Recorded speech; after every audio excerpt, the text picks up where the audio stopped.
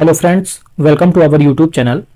जैसा कि हम लोग सीटेट के पीवाईपी यानी प्रीवियस ईयर पेपर कर रहे थे, तो उसी के क्रम में आज का जो हम लोगों का पेपर है ये 28 जनवरी 2023 का है। 28 जनवरी 2023 को जो ऑनलाइन एग्जाम हुआ था, तो उसी के पेपर 2 यानी जूनियर लेवल के पेपर को हम लोग डिस्कस करने वाले हैं। अगर आप लोग सीटेट 2026 की तैयारी कर रहे हैं तो सबसे पहले आप लोग जितना भी सब्जेक्ट है उन सभी के पीवाईपी यानी प्रीवियस ईयर पेपर को सॉल्व कर लेंगे तो आसानी से आप लोग सीटेट को क्रैक कर सकते हैं। अगर सभी जितने भी पीवाईपी हैं, अगर आप लोग सभी सब्जेक्ट के सॉल्व कर लेते हैं तो 25 प्लस हर एक सेक्शन में आप लोग आराम से स्कोर कर लेंगे। सबसे जो मेन आप लोगों का वो है, वो आप लोगों के लिए पीवाईपी ही है। तो पहला क्वेश्चन हम लोगों का है 28 जनवरी 2023 के जूनियर लेवल के पेपर का। तो यहाँ पर 1 भाग 2 सही 2/3, 1 भाग 3 सही 1/5, 1 भाग 2/9 का मान है। तो यहाँ पर 1 भाग, इसको सबसे पहले हम लोग साधारण भिन्न में चेंज कर लेंगे। तो 3 दूनी 6 और 2 8/3 हो गया। प्लस इसको हम लोग साधारण भिन्न में चेंज करेंगे तो ये हो गया 5 या 15 1 16/5। फिर इसको हम लोग साधारण भिन्न में चेंज करेंगे तो ये हो जाएगा हमारा 2/9। ये हमारा पहले से ही साधारण भिन्न 2/9 है। फिर हम लोगों ने बात की थी कि जब भाग का चिन्ह होता है तो हम लोग उसको गुणा में कर देते हैं और जो भिन्न है या जो भी संख्या है उसको हम लोग पलट देते हैं। तो यहाँ 8/3 का 3/8 हो गया। सेम प्रोसेस हमारा यहाँ पर लग जाएगा तो ये 5/16 हो जाएगा। सेम प्रोसेस हमारा यहां पर लग जाएगा तो ये 9/2 हो जाएगा। अब 1 से मल्टीप्लाई होगी तो कोई अंतर नहीं आएगा। यहां पर भी सेम 5/16 हो जाएगा, यहां पर भी 9/2 हो जाएगा। अब हम लोग 8, 16 और 2 का एलसीएम ले लेंगे जो कि हमारा आएगा 16। अब 8 से 16 को डिवाइड करेंगे 2 की 3 से मल्टीप्लाई करेंगे 6, इसी तरीके से ये 5, इसी तरीके से 2 8 16 और 9 8 72। अब 72 5 और 6 को ऐड कर देंगे तो 72 5 और 6 को ऐड करने पे 83 आ जाएगा। 83/16 यानी 83/16 हम लोगों को दशमलव में चाहिए तो हम लोग इसको दशमलव में चेंज करेंगे तो 5.1875 हम लोगों का आंसर आ जाएगा, ऑप्शन नंबर 2। तो सिंपल सा क्वेश्चन था। इसमें हम लोगों को सबसे पहले साधारण भिन्न में चेंज कर लेना था। साधारण भिन्न में चेंज करने के बाद जो भाग का चिन्ह था वो गुणा में चेंज हो जाएगा। सेम हम लोगों ने सब जगह वही किया। उसके बाद में हम लोगों ने 8, 16 2 का एलसीएम ले लिया, 16 हुआ। फिर हम लोगों ने इसको सॉल्व किया तो 83/16 यानी 5.1875 हम लोगों का आंसर मिल गया, ऑप्शन नंबर 2। नेक्स्ट है एक्स वाई और जेड। यहाँ पे एक्स वाई और जेड होगा। 3 प्राकृतिक संख्या इस प्रकार है कि x² + 2xy + y² बराबर 100, y² + 2yz + z² बराबर 256, x² + y² + z² + 2xy + 2yz + 2zx बराबर 400। तो यहाँ पर अगर आप लोग देखेंगे x² + 2xy + y² जो है एक फार्मूला होता है a + b का होल स्क्वायर या x + y का होल स्क्वायर। उसी चीज को हम लोगों का लिखा हुआ है तो ये 100 हो गया। सेम चीज यहां पर भी लिखी है y² + 2yz + z² यानी ये हो गया y + z का होल स्क्वायर का फार्मूला बराबर 256। अब ये जो है x² + y² + z² + 2xy + 2yz + 2zx बराबर 400, ये हमारा जो फार्मूला है ये हमारा फार्मूला है a + b + c का होल स्क्वायर। यहां पर x y z है तो हम लोग लिख सकते हैं x + y + z का होल स्क्वायर बराबर 400।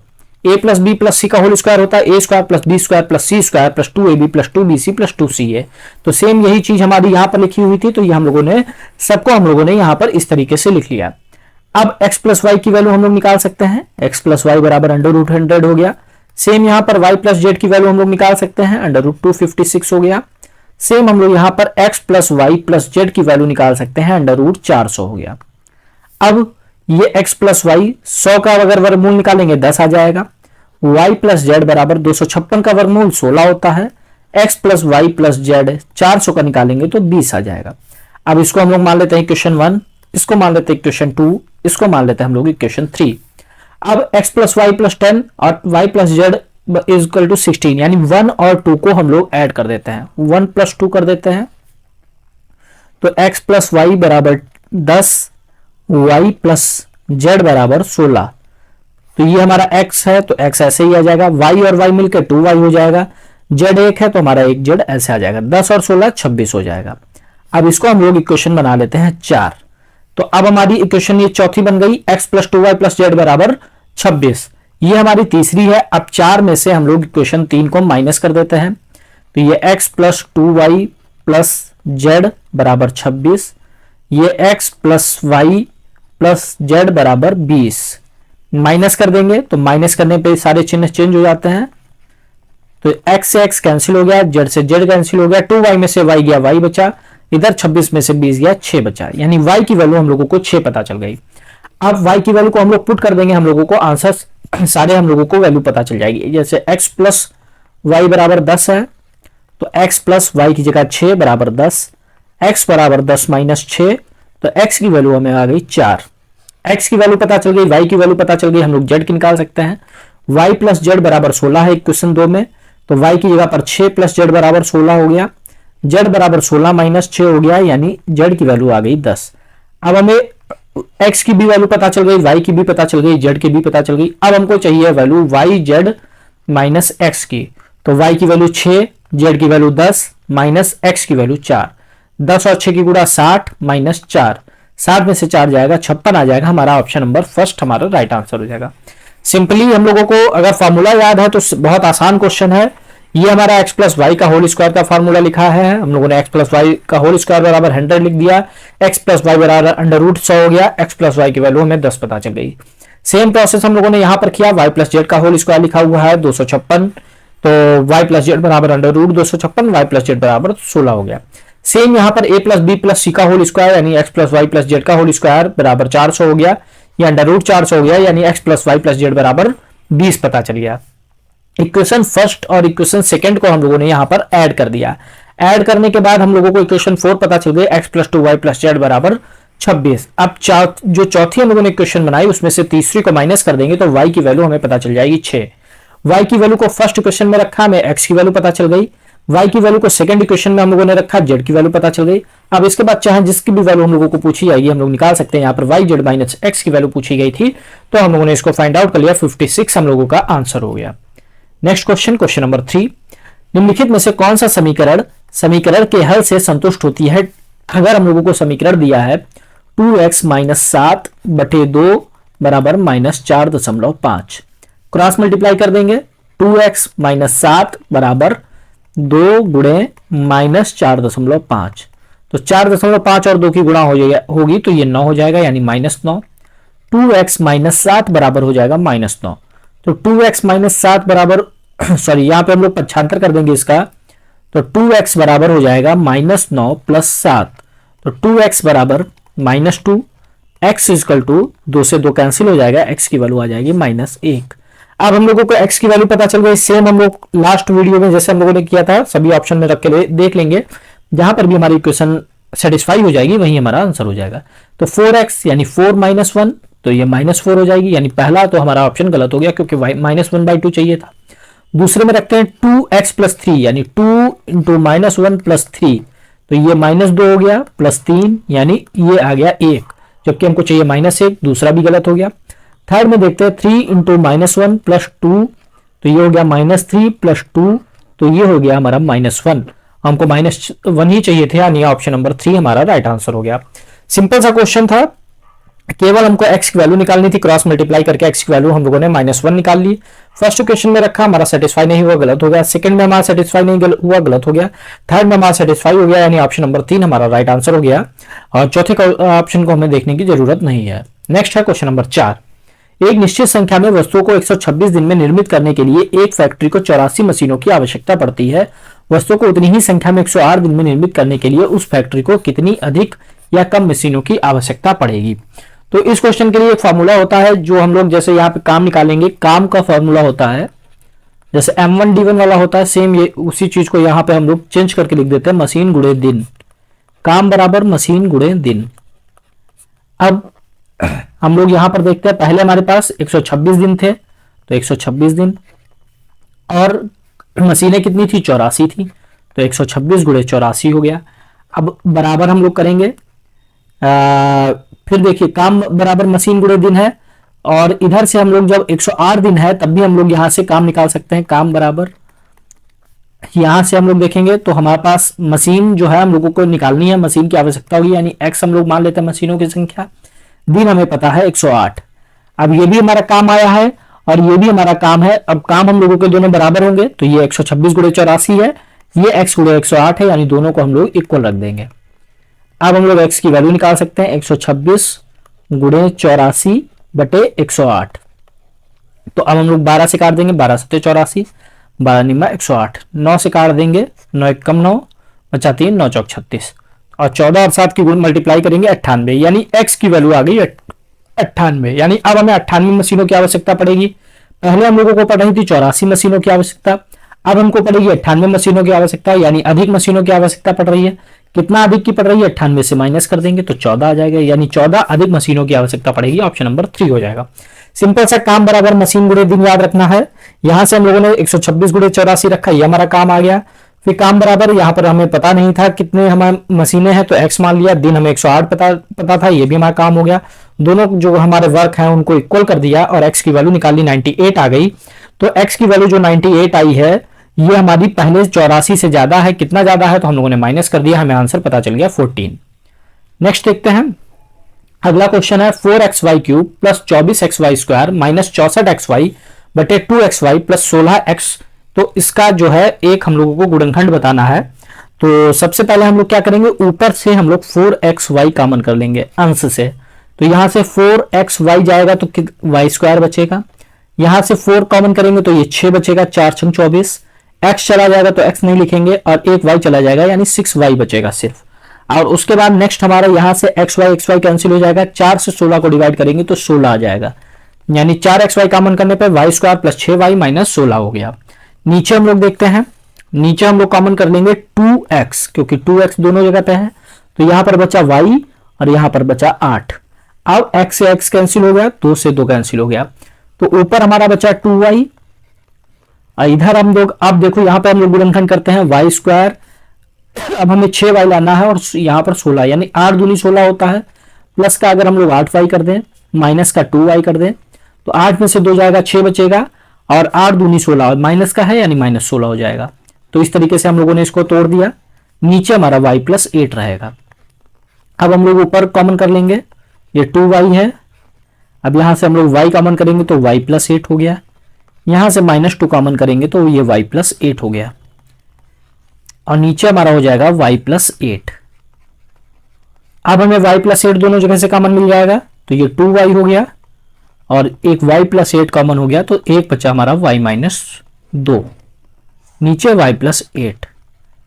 अब y प्लस 8 से y प्लस 8 कैंसिल हो गया तो हमारे पास बचा 2y ब्रैकेट में y माइनस 2, यानी ऑप्शन हमारा हो जाएगा, हम लोग देख सकते हैं ऑप्शन नंबर 2 हमारा राइट आंसर हो जाएगा।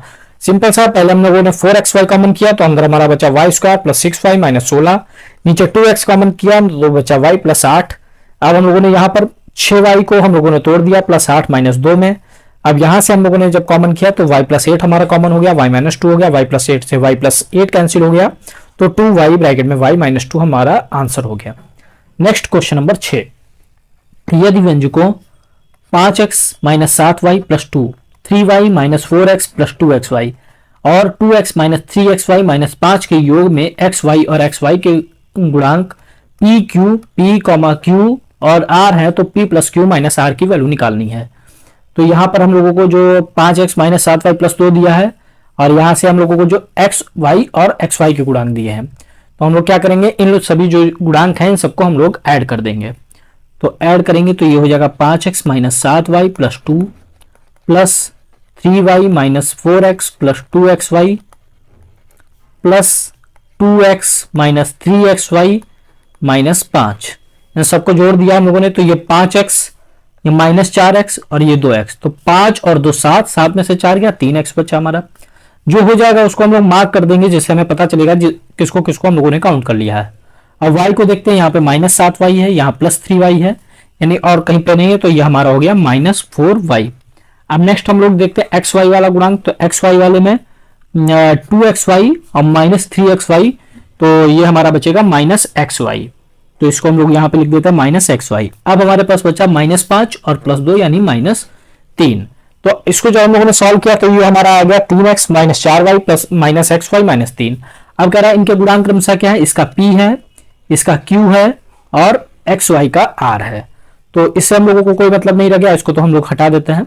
तो p की जो वैल्यू हो गई वो p की वैल्यू हमारी 3 हो गई, q की वैल्यू हम लोगों की माइनस 4 हो गई, r की वैल्यू हमारी माइनस 1 हो गई। तो अब हम लोगों ने p q r की वैल्यू निकाल ली। अब हमको चाहिए p plus Q minus r। p है हमारा 3 प्लस q यानी माइनस 4 है, तो माइनस 4 माइनस माइनस 1, तो 3 माइनस 4 माइनस माइनस प्लस हो जाएगा 1, तो 3 1 4 -4 यानी 4 माइनस से 4 गया 0, ऑप्शन नंबर सेकंड हमारा राइट आंसर हो जाएगा। सिंपल सा हमने सबको ऐड कर दिया, ऐड करने पर हमारा 3x - 4y - xy -3 आया, लेकिन हमको यहाँ पर xy और xy के गुणांक p q r दिए थे, इसलिए हमें 3 से कोई मतलब नहीं रह गया अचर पद से, तो हम लोगों ने p q r की कंपेरिजन करके p की वैल्यू हमें 3 पता चल गई, q की -4, r की -1। फिर हम लोगों से पूछ रहा था क्वेश्चन में p + q - r की, तो हम लोगों ने इसको आसानी से फाइंड आउट कर लिया, 0 हमारा राइट आंसर हो गया। नेक्स्ट क्वेश्चन नंबर 7, किसी बहुफलक के शीर्ष फलकों और किनारों की संख्या क्रमशः 10, x और 15 है, तब 3x - 8 का मान क्या होगा। तो लगभग हर पेपर में ये क्वेश्चन आया हुआ है। इसके लिए फॉर्मूले के बारे में हम लोग बात कर चुके हैं, f + v - e = 2, जहां पर f जो है फलक है और v किनारे शीर्ष है और e जो है हम लोग के किनारे हैं। तो फलक की संख्या हम लोगों को 10 दे रखी है, तो सबसे पहले शीर्ष है, तो शीर्ष हमें 10 दे रखे हैं, यानी v की जगह पर 10 हो जाएगा। फिर फलक की संख्या x है, यानी f की जगह पर x हो जाएगा। फिर किनारे की जगह 15 है, तो e की जगह पर 15, तो ये हमारा 2 हो गया। तो x में से यहाँ x 10 - 15 -5 बराबर 2, तो x बराबर 5 + 2, तो x की वैल्यू आ गई 7।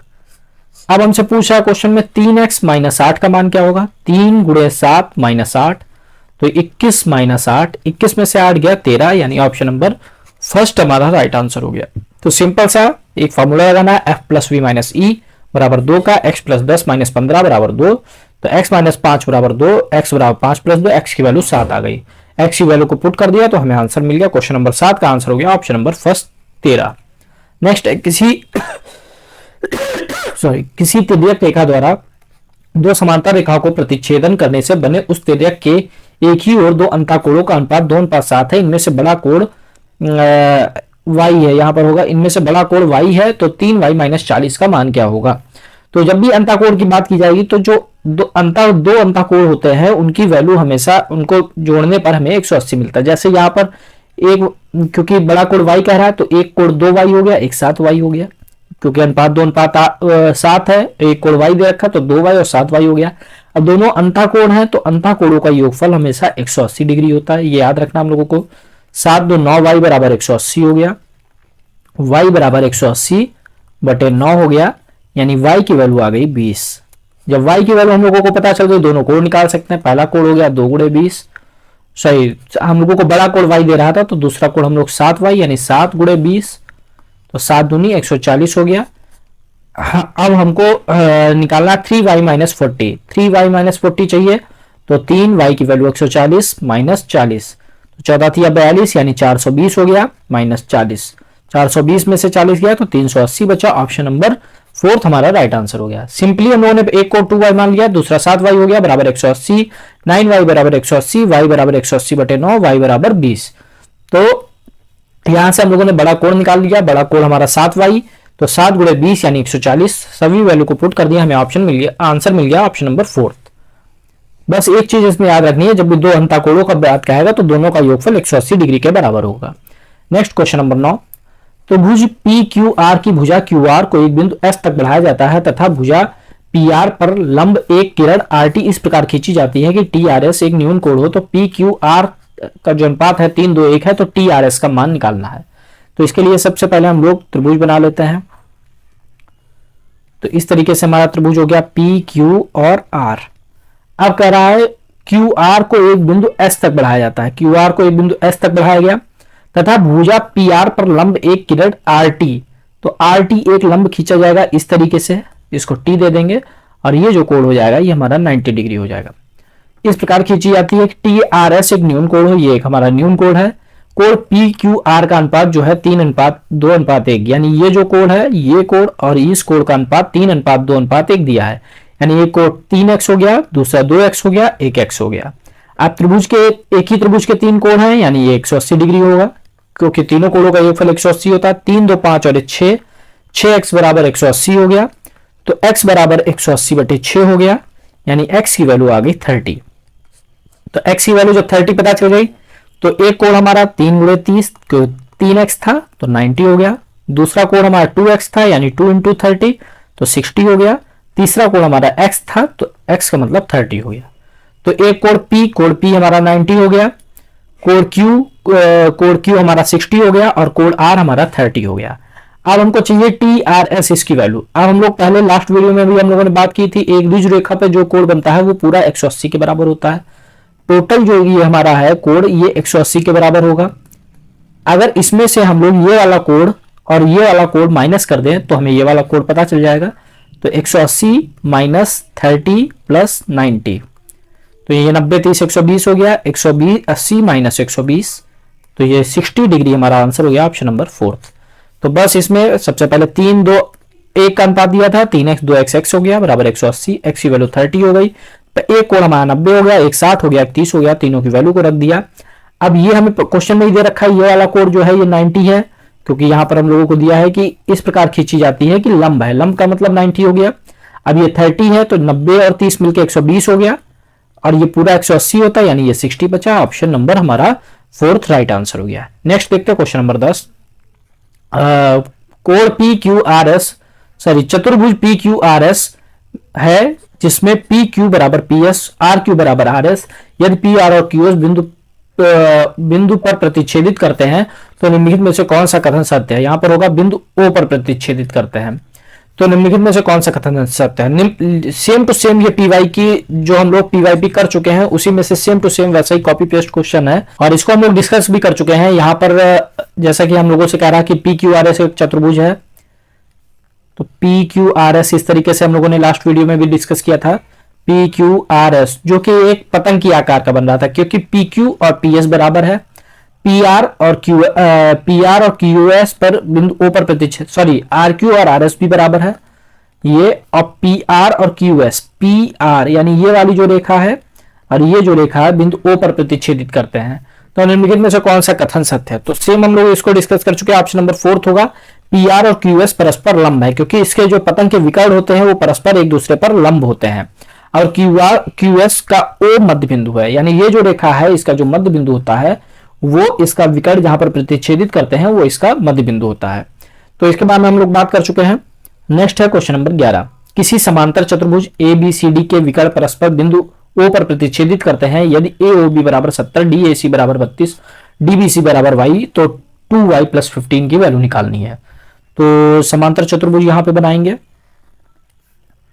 तो इस तरीके से हमारा समांतर चतुर्भुज होता है। इसको हम लोग नाम दे देंगे ए बी सी डी का। ये ए हो गया, ये हमारा बी हो गया, ये सी हो गया और ये हमारा डी हो गया। अब कह रहा है कि इसके जो विकर्ण है ओ पर प्रतिच्छेदित करते हैं। एक विकर्ण इसका ये हो गया, दूसरा विकर्ण इसका ये हो गया, बिंदु ओ पर प्रतिच्छेदित कर रहे हैं। यदि ए ओ बी 70 है, ए ओ बी यानी ये वाला कोण है 70 डिग्री, कोण डी ए सी 32 है, डी ए सी ये कोण 32 है और डी बी सी वाई है, डी बी सी ये कोण वाई है। तो हमको y की वैल्यू निकालनी है, क्योंकि 2y प्लस 15 के लिए हमको y की वैल्यू चाहिए होगी। तो सबसे पहले हम लोगों को पता होना चाहिए ये जो कोण डी ए सी है ये हमारा बराबर हो जाएगा कोण ए सी बी के, क्योंकि ये जो कोण है ये हमारे अंता कोण है, एक अंतर अंता कोण है, तो ये हमारे आपस में बराबर होते हैं। तो कोण डी ए सी की वैल्यू हम लोगों को दी है 32 डिग्री, तो कोण ए सी बी की वैल्यू भी हो जाएगी हमारी 32 डिग्री। तो हम लोगों ने ए सी बी यानी इसकी वैल्यू हम लोगों ने 32 डिग्री निकाल ली। सिंपल सा है, क्योंकि ये समांतर चतुर्भुज है, ये रेखा समांतर है, ये हमारा एकांतर अंता कोण बना रहा है। तो कोण डी ए सी और कोण ए सी बी हमारा बराबर हो जाएगा। कोण ए सी बी की वैल्यू हमारी आ जाएगी 32 डिग्री।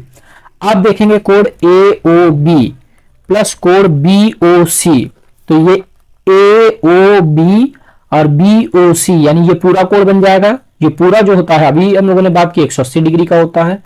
अब ए ओ बी की वैल्यू हम लोगों को क्वेश्चन में दी है 70, तो 70 रख देंगे, प्लस कोण बी ओ सी बराबर 180, तो कोण बी ओ सी बराबर हो जाएगा हमारा 180 माइनस 70, तो ये हो जाएगा 110 डिग्री।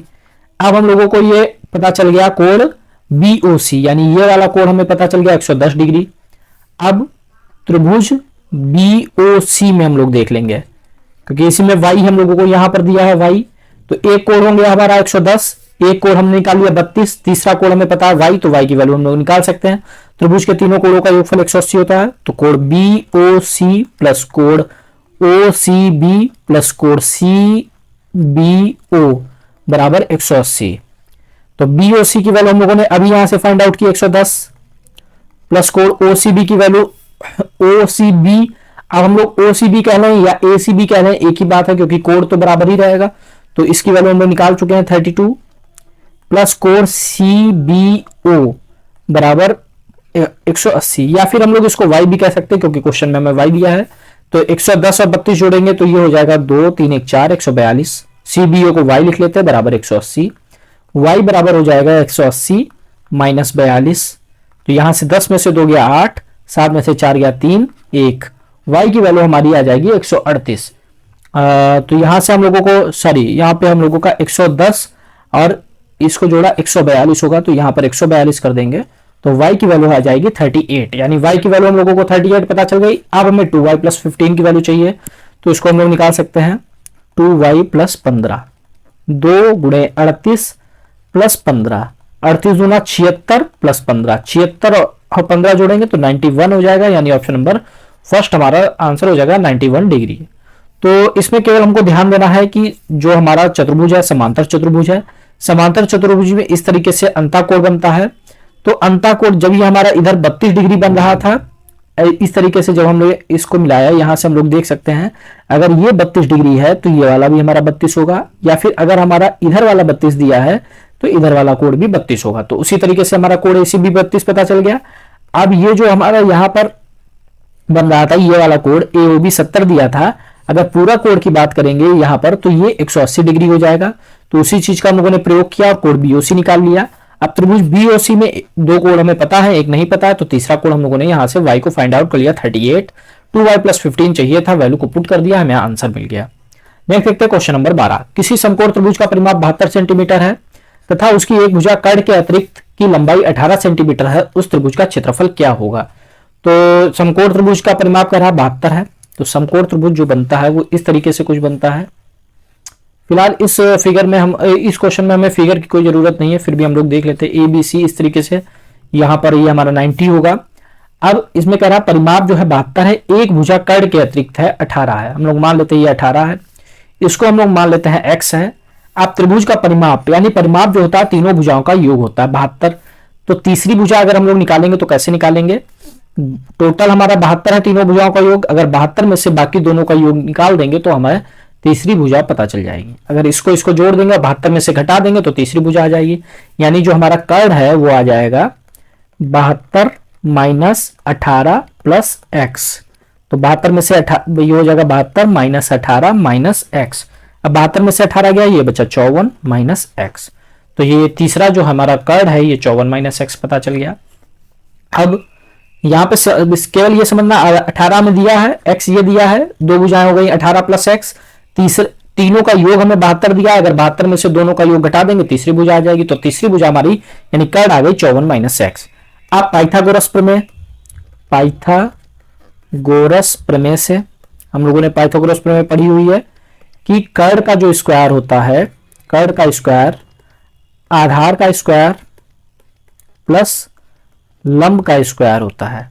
कर्ण का स्क्वायर यानी कर्ण है हमारा 54 माइनस एक्स, 54 माइनस एक्स का होल स्क्वायर बराबर आधार है हमारा 18, 18 का स्क्वायर और लंब है हमारा x यानी x का स्क्वायर। तो ये a माइनस बी का होल स्क्वायर बन गया। a माइनस बी का होल स्क्वायर होता है a square plus b square minus 2ab, यानी यहां पर हम लोग लिख देते हैं शॉर्ट में a square plus b square minus 2ab। तो a स्क्वायर यानी 54 का स्क्वायर प्लस बी स्क्वायर यानी x का स्क्वायर माइनस 2ab यानी 2 इंटू 54 इंटू एक्स बराबर 18 का स्क्वायर 324, x का स्क्वायर x स्क्वायर। आप 54 का स्क्वायर हम लोग कर लेंगे तो 54 का स्क्वायर हो गया 2916 प्लस एक्स स्क्वायर। अब इसकी गुणा कर लेंगे 54 और इसकी, तो 4 दूनी 8, 5 दूनी 10, 108x बराबर 324 प्लस एक्स स्क्वायर। अब दोनों तरफ एक्स स्क्वायर है, कैंसिल हो गया, पक्षांतर कर लेंगे 2916 माइनस 324 बराबर 108x। अब 2916 में से हम लोग 324 घटाएंगे, ये हो जाएगा हमारा 2592 बराबर 108x। तो यहां पर हम लोग देख लेते हैं x बराबर हो जाएगा हमारा 2592 बटे 108, जब इसको डिवाइड करेंगे तो ये हो जाएगा हमारा 24, यानी x की वैल्यू हम लोगों को 24 पता चल गई। तो ये जो हमारा लंब है, लंब हमें पता चल गया 24। अब समकोण त्रिभुज का हम लोगों को क्वेश्चन में क्षेत्रफल एरिया पूछ रहा है, तो एरिया होता है 1/2 बेस इंटू हाइट, 1/2 आधार गुणे ऊंचाई। तो 1/2 आधार है हमारा 18, ऊंचाई है हमारी 24। अभी हम लोगों ने x निकाली है तो 2 से काट देंगे, 2 9 18, 24 और 9 चौक 36 और 9 दूनी 18 और 3 216 सेंटीमीटर स्क्वायर हमारा आंसर हो जाएगा ऑप्शन नंबर 4। तो इसमें सबसे पहले हम लोगों को 18 दिया था, बेस लंबाई हम लोगों ने x मान ली, कर्ड हमारा हो गया 72 माइनस 18 प्लस x या 54 माइनस x। पाइथागोरस प्रमेय लगाया, कर्ड का स्क्वायर बराबर आधार स्क्वायर प्लस लंब स्क्वायर, 54 माइनस एक्स का होल स्क्वायर यानी a माइनस बी का whole square, a square plus b square minus 2ab। इसको हम लोगों ने सॉल्व किया, x की वैल्यू निकाली 24 यानी हमारा लंब पता चल गया 24। कर्ड की हमें कोई जरूरत नहीं है समकोण त्रिभुज के क्षेत्रफल में, क्योंकि हमारा फार्मूला होता है 1/2 आधार गुणे ऊंचाई। हम लोगों ने सारी वैल्यू को पुट किया, 216 सेंटीमीटर स्क्वायर हमें आंसर मिल गया ऑप्शन नंबर 4। नेक्स्ट क्वेश्चन देखते हैं, क्वेश्चन नंबर 13। एक त्रिभुज और एक समांतर चतुर्भुज 50 सेंटीमीटर लंबाई वाले समान आधार पर स्थित है तथा क्षेत्रफल में बराबर है। यदि इस त्रिभुज की अन्य भुजाओं की लंबाई 14 सेंटीमीटर 48 सेंटीमीटर है, आधार 50 सेंटीमीटर के संगत समांतर चतुर्भुज की ऊंचाई क्या होगी? तो इसका जो हम लोगों का फिगर बनेगा वो लगभग ऐसा बनेगा। ये हमारा त्रिभुज हो जाएगा और ये हमारा इसी आधार पर ये हमारा समांतर चतुर्भुज हो जाएगा। तो ये हमारी 50 दी गई है, आधार हमारा 50 सेंटीमीटर है, एक भुजा हमारे त्रिभुज की 14 दी है, एक दी है 48। अब क्या कह रहा है कि 50 सेंटीमीटर के संगत समांतर चतुर्भुज की ऊंचाई h पूछा गया है। हाइट निकालने के लिए हम लोगों को क्वेश्चन में त्रिभुज का जो एरिया है, त्रिभुज का एरिया और समांतर चतुर्भुज का एरिया है वो दोनों हम लोगों को बराबर दे रखे हैं, तो इसी का हम लोग यूज करेंगे और हाइट को फाइंड आउट करेंगे। सबसे पहले त्रिभुज का एरिया निकालेंगे। त्रिभुज के एरिया के लिए फॉर्मूला लगाएंगे a प्लस बी प्लस सी बटे 2, क्योंकि ये हमारा विषमबाहु त्रिभुज है, एक 14 एक 48 और एक 50। तो यहां पर a प्लस बी प्लस सी बटे 2 s निकालते हैं, तो a 14 प्लस 48 प्लस 50 बटे 2, तो ये हो जाएगा हमारा 8 4 12 और 5 4 9 1 10 और 1 11, 111 बटे 2 से डिवाइड करेंगे, 2 पंचे 10 बचा 1 2 छंग 12 यानी 56 आ गया हमारा s। अब हेरोइन फार्मूला जो होता है under root s minus a s minus b s minus c। तो अंडर रूट एस की जगह पर हमारा 56 हम लोग निकाल चुके, 56 माइनस ए हम लोग मान लेते 14 है तो 56 माइनस 14, फिर 56 माइनस बी मान लेते 48 तो 56 माइनस 48, सी है हमारा 50 तो 56 माइनस 50। कोई भी कहीं भी रख सकते हैं हम लोग, ए बी सी किसी को भी मान सकते हैं। तो ये हो गया हमारा 56 में से 14 घटाएंगे तो 6 में से 4 गया 2, 5 में से 1 गया 4, 42 हो गया। 56 में से 48 घटाएंगे 8 हो गया, 56 में से 50 घटाएंगे 6 हो गया।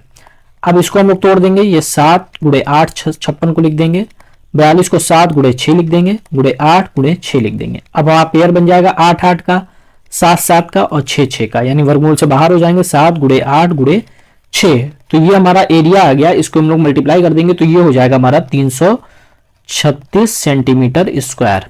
तो ये हमारा आ गया त्रिभुज का एरिया। अब हम लोगों को चाहिए, अब हम लोग क्वेश्चन में कह रहा है कि समांतर चतुर्भुज का एरिया, इसको हम लोग अगर a1 मान ले समांतर चतुर्भुज के एरिया को और त्रिभुज के एरिया को a2 मान ले तो दोनों आपस में बराबर है। तो समांतर चतुर्भुज का जो एरिया का फॉर्मूला होता है वो बेस इंटू हाइट होता है और बराबर हम लोगों ने इसका त्रिभुज का एरिया निकाल ही लिया 336। तो बेस हमको पता है 50 है, हाइट हमको निकालना है बराबर 336 के, तो h बराबर हो जाएगा 336 बटे 50। अब इसको सॉल्व करेंगे तो 5 से इसको हम लोग काट देंगे तो ये हो जाएगा 10, 5 से नहीं कटेगा, ये 2 से कटेगा, 2 से काट देंगे तो ये हो जाएगा 25, ऊपर से 2 कम 2 बचा 1 2 छंग 12 बचा 1 2 अट्ठे 16 यानी 168 बटे 25 ऑप्शन नंबर सेकंड हमारा आंसर हो जाएगा। सबसे पहले हम लोगों ने फिगर बनाया, फिगर में हम लोगों ने देखा एक 14 है, एक 48 है, एक 50 है, विषमबाहु त्रिभुज है यानी हेरोइन फार्मूला लगेगा। तो हम लोगों ने s निकाल लिया, s का फार्मूला होता है a प्लस बी प्लस सी बटे 2, तो 56 आ गया हमारा s। अब फार्मूला यानी a1 हम लोगों ने इसको माना है, a2 माना है, तो a2 बराबर हो जाएगा under root s minus a s minus b s minus C. सारी वैल्यू को पुट किया, 336 सेंटीमीटर स्क्वायर हमें a2 यानी त्रिभुज का एरिया मिल गया। a1 यानी समांतर चतुर्भुज का एरिया का फॉर्मूला था बेस इंटू हाइट, बेस हमें 50 पता था, हाइट हमें पता नहीं था, हाइट हम लोगों ने निकाल लिया 168 बटे 25 सेंटीमीटर यानी ऑप्शन नंबर सेकंड हमारा सही हो गया। नेक्स्ट क्वेश्चन नंबर 14, किसी घनाभकार बंद डिब्बे के 3 आसन्न फलकों के क्षेत्रफल क्रमशः 120 वर्ग सेंटीमीटर 60 वर्ग सेंटीमीटर और 72 वर्ग सेंटीमीटर है, उस डब्बे का कुल पृष्ठीय क्षेत्रफल क्या होगा? तो घनाभ का है तो लंबाई चौड़ाई ऊंचाई अलग अलग होती है, घन होता तो बराबर होती, घनाभ है तो अलग अलग होती है। तो पहला क्या कह रहा है 120 यानी लंबाई गुणे चौड़ाई बराबर 120, सेंटीमीटर स्क्वायर या वर्ग सेंटीमीटर। तो ये आसन फलक का मतलब होता है, पहला जो है L इंटू बी हो गया, दूसरा B इंटू एच हो गया, तो B इंटू एच हो गया 60 सेंटीमीटर स्क्वायर, तीसरा हो गया H into L, H into L हो गया हमारा 72 सेंटीमीटर स्क्वायर। तो तीनों हमें पता, एल बी पता चल गया, बी एच पता चल गया, एच एल पता चल गया। अब कह रहा है संपूर्ण पृष्ठीय क्षेत्रफल। अगर संपूर्ण पृष्ठीय क्षेत्रफल की बात की जाए तो फार्मूला होता है 2 ब्रैकेट में एल बी यानी लंबाई गुणे चौड़ाई प्लस बी एच यानी चौड़ाई गुणे ऊंचाई प्लस एच एल यानी ऊंचाई गुणे लंबाई।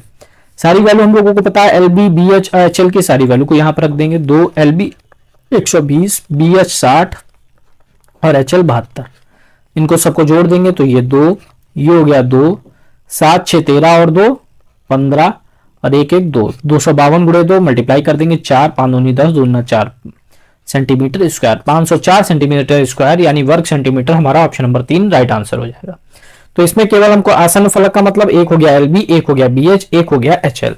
संपूर्ण पृष्ठीय क्षेत्रफल का फॉर्मूला होता है 2 ब्रैकेट में लंबाई गुणे चौड़ाई एल बी प्लस चौड़ाई गुणे ऊंचाई यानी बी एच, फिर ऊंचाई गुणे लंबाई यानी एच एल। तो ये सारी वैल्यू हम लोगों को यहां से पता थी, सारी वैल्यू को पुट कर दिया, हमें आंसर मिल गया 504 सेंटीमीटर स्क्वायर। नेक्स्ट है क्वेश्चन नंबर 15। अच्छी प्रकार से फेंटी गई 52 ताश को एक गड्डी में एक ताश यादृच्छिक रूप से निकाला जाता है, तब ना तो एक बादशाह ना ही एक काला बादशाह होने की प्रायिकता क्या है। तो इसके लिए हम लोग क्या करेंगे, सबसे पहले हम लोगों को टोटल तो पता ही है, हमें क्वेश्चन में दिया गया है एन जो है वो है 52। अब हम लोगों को क्या निकालना है, काले कार्ड। तो हम लोग ये सारी चीजें हम लोगों को पता होनी चाहिए। ताश के पत्ते में काले कार्ड जो होते हैं उनकी संख्या होती है 26। टोटल जो बादशाह होते हैं, कुल बादशाह ताश की गड्डी में जो टोटल बादशाह होते हैं वो हमारे होते हैं 4। उसमें काले रंग के बादशाह होते हैं, यानी काले जो बादशाह होते हैं वो होते हैं 2। तो इतनी चीजें हमें पता होनी चाहिए। काले कार्ड जो है वो 26 हैं, कुल बादशाह 4 होते हैं, काले रंग के बादशाह जो होते हैं वो 2 होते हैं। तो अब हम लोग निकाल सकते हैं काले कार्ड या काले बादशाह होने की, काले बादशाह की संख्या। तो टोटल है 26 है, अगर 26 में से हम लोग 4 जोड़ देंगे तो टोटल हमें कुल बादशाह पता 26 4 30 हो जाएंगे। उसमें से काले माइनस कर देंगे तो या तो काले कार्ड आ जाएंगे या बादशाह आ जाएंगे। तो 26 4 30 और यहां पर 2 होगा, 30 में से 2 गया तो हमारा बचा 28। तो 28 या तो काले कार्ड होंगे या बादशाह होंगे। अब हमको निकालना, ना तो एक बादशाह हो ना ही एक काला कार्ड हो। तो ना तो बादशाह ना काला कार्ड, तो काला कार्ड, इसकी संख्या निकालने के लिए टोटल जो संख्या थी हमारे पास वो 52 है ताश के पत्ते में, और उसमें से काले कार्ड या बादशाह जो है वो 28 है। तो 52 में से अगर 28 घटा देंगे तो ना तो बादशाह होगा ना काला कार्ड होगा, तो ये घटाने पे आ जाएगा 24। अब प्रायिकता में प्रोबेबिलिटी चाहिए, तो प्रोबेबिलिटी 24 ना तो संख्या है और टोटल संख्या 52 है, यानी 24/52। तो इसको हम लोग डिवाइड कर देंगे, 12 हो जाएगा। इसको डिवाइड करेंगे 26, 2 से काटेंगे 6 और ये 2 से 13, यानी 6/13 ऑप्शन नंबर 3 हमारा सही आंसर हो जाएगा। तो सिंपली टोटल 52 है, क्वेश्चन में ही दिया है। काले कार्ड होते हैं 26, कुल बादशाह होते हैं 4, उसमें काले रंग के बादशाह होते हैं 2। काले कार्ड या काले बादशाह होने की संख्या भाई 26 + 4 - 2 यानी 28 हो गई। हमसे क्वेश्चन में पूछ रहा है ना तो एक बादशाह है ना काला कार्ड है, तो ना तो एक भी बादशाह ना काला कार्ड के लिए टोटल 52 है, उसमें जो है वो 28 है। अगर घटा देंगे तो नहीं के पता चल जाएगा, तो 24 हो गया, जो ना तो बादशाह है ना काला कार्ड है। प्रोबेबिलिटी निकालनी, 24 हमारा ऊपर हो गया और नीचे टोटल जो होती है संख्या वो रख देते हैं 24/52 यानी 6/13 हमारा आंसर हो गया। नेक्स्ट है question number 16। 29x + 1 33 44 x + 3 x + 6 और 46 का माध्य 39 है, तो इन प्रेक्षणों का माध्य क्या होगा। तो माध्य के बारे में हम लोगों ने बात की, जितने भी टोटल ऊपर नंबर होते हैं उनको जोड़ के उनसे जितनी भी संख्या होती है उसको डिवाइड कर देते हैं। जैसे माध्य, यहां पर हम लोग देखते हैं माध्यक जो है, सॉरी माध्य जो है, माध्य बराबर सबको जोड़ देंगे ऊपर 29 + x + 1 + 33 + 44 + x + 3 + x + 6 + 46 अपॉन, अब कितनी संख्या, 1 2 3 4 5 6 7, तो टोटल जो नंबर है वो 7 है। अब माध्य में क्वेश्चन में दे रखा 39, अब इधर हमारा 29, इन सबको जोड़ देंगे हम लोग, तो इनको जोड़ेंगे तो ये हो जाएगा हमारा 29 1 30 30 और 33 63। इसको यहाँ पे हम लोग ऐसे लिख के जोड़ सकते हैं, 29 1 फिर ये 33 फिर 44 फिर 3, फिर 6 और फिर 46। तो ये 6 6 12, 3 15, 15 4 19, 19 3 22, 22 1 23, 23 9 32 हो गया, हासिल गया 3, 3 2 5, 5 3 8, 8 4 12, 12 4 16। तो ये हो गया हमारा 162। तो इसको हम लोग लिख देते हैं 162 प्लस x वाले जोड़ देंगे x और ये x और ये x, तो ये हो गया हमारा 3x और बटे 7। अब इसकी क्रॉस मल्टीप्लाई हो जाएगी तो ये हो जाएगा 39 इंटू 7 बराबर 162 प्लस 3x। 39 और 7 की गुणा करेंगे तो यहाँ पे हम लोग गुणा करेंगे तो 7 में 63, 7 या 21 और 6 27, 273 हो जाएगा बराबर 162 प्लस 3x। तो 3x बराबर हो जाएगा 273 माइनस 162। अब 273 में से 162 माइनस करेंगे तो ये हो जाएगा हमारा 111। 3x बराबर 111, तो x बराबर 111 बटे 3। तो इसको डिवाइड करेंगे, 3 दूनी 3 तिया 9 और बचा 2, 3 सत्ते 21, यानी x की वैल्यू आ गई 37। जब x की वैल्यू पता चल गई, अब सारी वैल्यू को हम लोग यहाँ पर रख सकते हैं। हमें संख्या जो हमारे नहीं पता थे वो पता चल जाएंगे डिजिट्स। 29, फिर 37 1 38, फिर 33 44, x प्लस 3 यानी 37 प्लस 3 40, फिर x प्लस 6 यानी 37 प्लस 6 43 और लास्ट में 46। ये हमारी सारी डिजिट्स हम लोगों ने लिख ली। अब हमको निकालना है इनका माध्यक यानी माध्यिका निकालना है। माध्यिका निकालने के लिए क्या करते हैं कि सबसे पहले आरोही क्रम में लिखते हैं। आरोही क्रम में 29 हो गया सबसे छोटा, फिर 29 से बड़ा हम लोग देखेंगे तो यहाँ पर 33 है, फिर 33 से बड़ा अगर हम लोग देखेंगे 38 है, 38 से बड़ा हमारा 40 है, 40 से बड़ा हमारा 43 है, 43 से बड़ा 44 और 44 के बाद 46। तो 1 2 3 4 5 6 7, 7 यानी n बराबर 7 जो कि विषम संख्या है। विषम के लिए हम लोगों ने बात की थी कि विषम जब भी होगा तो n प्लस 1 बटे 2 वहां पर होगा। तो n प्लस 1 यानी 7 प्लस 1 बटे 2, 7 प्लस 1 8 बटे 2, यानी 8 को 2 से काटेंगे यानी 4वां पद। तो जो माध्यिका है वो हमारी चौथी पर होगी, यानी 1 2 3 4, बीच में जो है हमारा 40 होगा, यानी ऑप्शन नंबर सेकंड हमारा सही आंसर होगा, ऑप्शन नंबर 2। तो सिंपली सबसे पहले हम लोगों ने सारी वैल्यू को यहाँ पे रखा, माध्य का टोटल योग यानी सबको जोड़ देते हैं और नीचे जितनी संख्या होती है उससे डिवाइड कर देते हैं। माध्य आया था, माध्य में 39 दिया था, x की वैल्यू हम लोगों ने फाइंड आउट की 37 आ गई। अब हम लोगों ने जहां जहां x था वहां पे वैल्यू पुट करके हम लोगों ने नंबर्स निकाल लिए। फिर हम लोगों ने आरोही क्रम में लगाया। आरोही क्रम में लगाने के बाद संख्या हमको पता थी n जो है वो 7 है यानी विषम है। तो जब भी विषम होगा तो माध्यिका का फार्मूला n प्लस 1 बटे 2वां पद होगा। n था 7 यानी 7 प्लस 1 बटे 2 यानी 8 बटे 2 यानी चौथा पद। चौथा पद हमारा आ रहा था 40 यानी ऑप्शन नंबर 2 इस क्वेश्चन का राइट आंसर होगा। नेक्स्ट है क्वेश्चन नंबर 17। x की वैल्यू दी है 4 बटे 7, y की वैल्यू दी है -11 बटे 15। तो x प्लस y का व्युत्क्रम पूछ रहा है।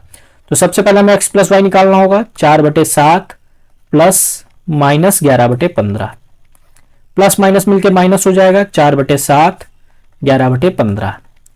अब 15 और 7 का एलसीएम हो जाएगा 105। तो 7 ये हो जाएगा 15 चौको 60 माइनस 15 7 105 यानी 77। तो ये हो जाएगा माइनस 7 में से 0 गया 7, 7 में से 6 गया 1, माइनस 17 बटे 105। तो माइनस 17 बटे 105 आ गया x प्लस वाई। हमसे इसका व्युत्क्रम पूछ रहा है यानी 1 बटे x प्लस वाई पूछ रहा है। व्युत्क्रम के लिए इसको उल्टा कर देंगे तो 105 बटे 17 और माइनस का चिन्ह है इसलिए माइनस 105 बटे 17 ऑप्शन नंबर सेकंड हमारा सही आंसर हो जाएगा। सिंपल केवल जोड़ देना है, एलसीएम लेके हम लोगों को सॉल्व करना है। x प्लस वाई की वैल्यू आ गई, उसको उल्टा कर देना है तो हमें व्युत्क्रम पता चल जाएगा। Next question number 18। 450 825 675 के एलसीएम। तो एलसीएम निकालने के लिए हम लोग क्या करते हैं, 450 825 675। अब इनका हम लोग एलसीएम निकालेंगे तो सबसे पहले 2 से डिवाइड करेंगे। हम लोगों ने लास्ट में भी बात की थी, जो सबसे छोटी संख्या है सबसे पहले कोशिश करेंगे उससे डिवाइड करने का।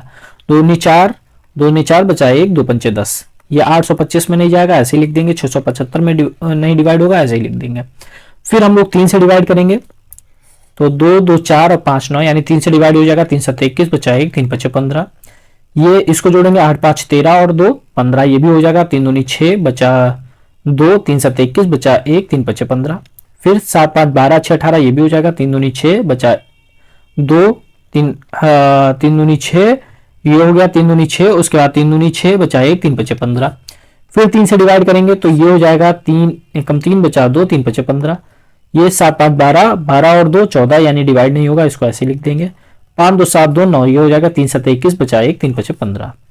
फिर 3 से हो जाएगा तो यहाँ पर अब हम लोग 3 से करेंगे तो ये हो जाएगा 3 पच्चे 15, ये 275 और ये 15 सॉरी 25, और फिर 5 से करेंगे आप तो ये 1, फिर 55 25, बचा दो 55 25, फिर 55 25, फिर 5 से करेंगे तो ये हो जाएगा 1 11 1, यानी जो हमारा एलसीएम आएगा 2 गुणे 3 गुणे 3 गुणे 3 गुणे 5 गुणे 5 गुणे 11, तो ये हमारा 2 गुणे 3 गुणे 3 गुणे 3 यानी 3 बार 3, 2 बार 5 और 1 बार 11।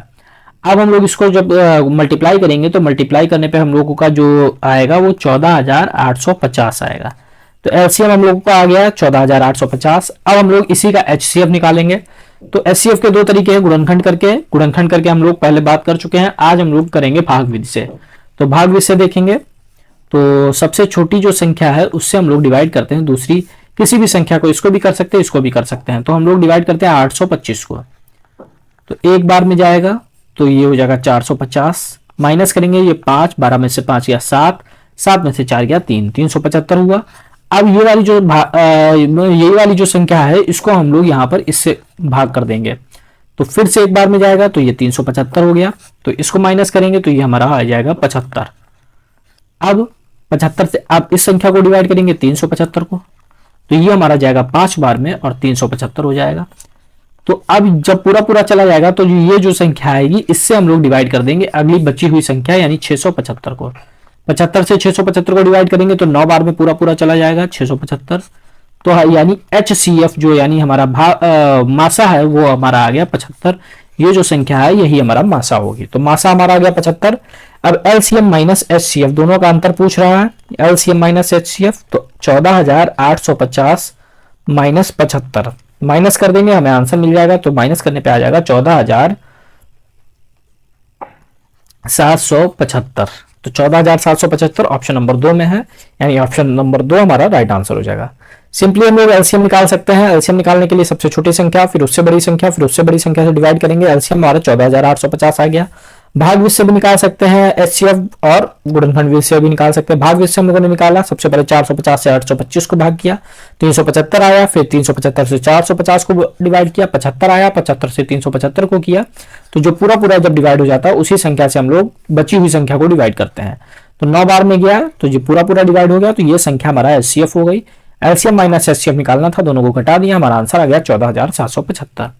अब क्वेश्चन नंबर 19, एक 6 अंकों वाली संख्या 7 5 y 0 7 7 11 से विभाज्य है, तो 2y + 3 का मान क्या हो गया। यानी पहले y की वैल्यू चाहिए होगी, तो 11 से विभाज्य होने के लिए हम लोगों ने बात की थी जो सम पदों का योग है और विषम पदों का योग है उनको हम लोग माइनस करते हैं। जैसे कि यहाँ पर 7y और 7 को जोड़ेंगे, 5 0 और 7 को जोड़ेंगे, तो 7 + y + 7 हो जाएगा।